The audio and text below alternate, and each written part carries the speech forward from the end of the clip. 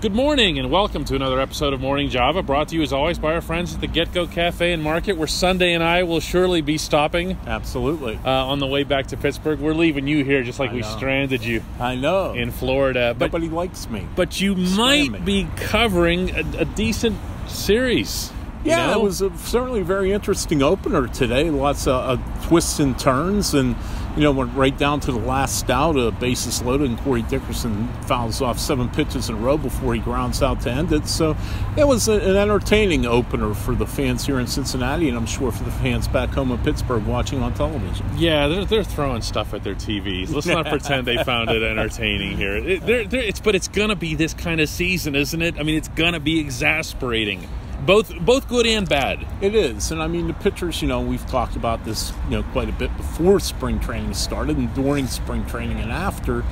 The pitchers don't have a whole lot of margin for error on this team. Their Pirates I don't think they're going to score a lot of runs. I don't see where the offense is going to come from.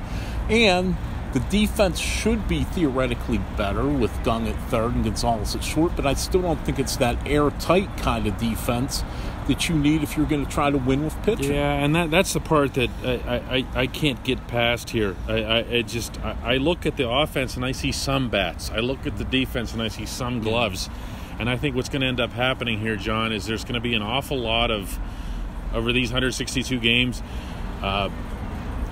people this is what you're writing, so I'll blame you in advance. But people like you writing about this pitching thing or that decision, because that's what it's going to come down to in tight games. And 5-3 is a tight game in this particular place. Yeah, and I agree with the Pirates pitching. They should be in most games, but with the hitting, they're going to keep the other teams in most games too. And I do think you will see a lot of games like this. It goes into the last 3 innings undecided, and then kind of with whoever turns out the luckiest. And today, the Pirates were rather unlucky when Richard Rodriguez threw one right down the pike and Derek Dietrich hit it for a 3-run homer. Wait, I think I just heard it land. Good morning and welcome to Morning. Hey, we did the intro already, you intro hog. I'm sorry. I'm sorry. See how you are? I just thought that since it was you and I just want to ask you about just baseball being back. Because you told me something interesting when we ate today. I want you to share that with people. So we were eating our box lunches before the game. They were okay. You don't have to denigrate them. They were pretty good. They were in boxes. I was actually going to take a shot at the Steelers box lunches for a second, but then I thought, I'll stay away from that. So we're sitting there, and I'm thinking, last night in the hotel, I'm just like, man, I got to shoot baseball. Baseball, right? It didn't feel right, did it? I have so much hockey left in me, and you do too. And we don't know where the Penguins' ride is going to end. And I just didn't feel it, Until you got here. Until I got out here. And I'm telling you, I felt the same way walking in here. I've covered a lot of ball at Great American, the Reds being in the division and everything and so close. And this isn't one of the prettier ballparks.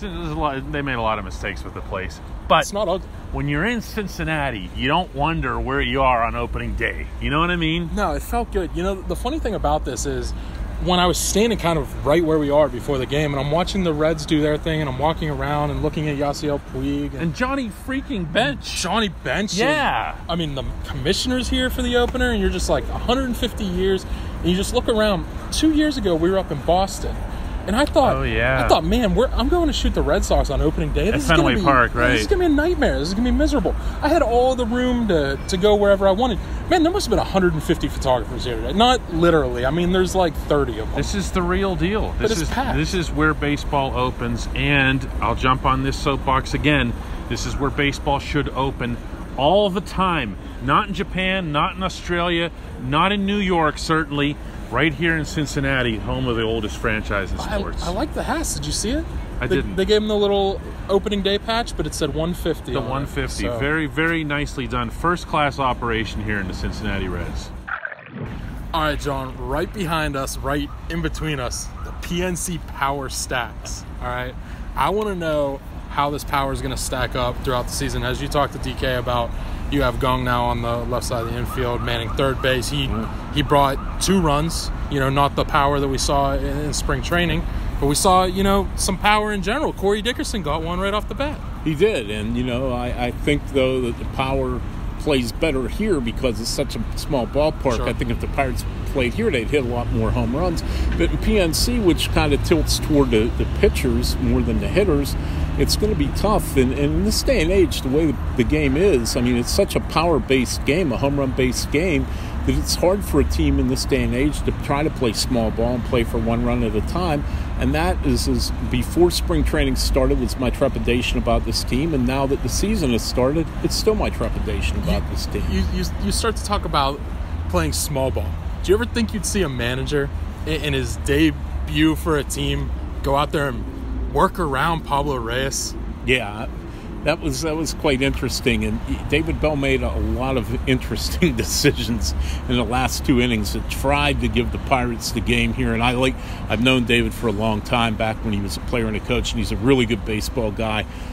He opened himself to a lot of potential criticism today, but they were able to get out of it. He had to piece it together with 3 pitchers in the 9th inning, and like I said, they tried to give the Pirates every opportunity to win the game, and still the Reds were able to prevail. They did 2018 Phillies, like you might say. They got out of it. The lights just got out of it, too. Yeah. So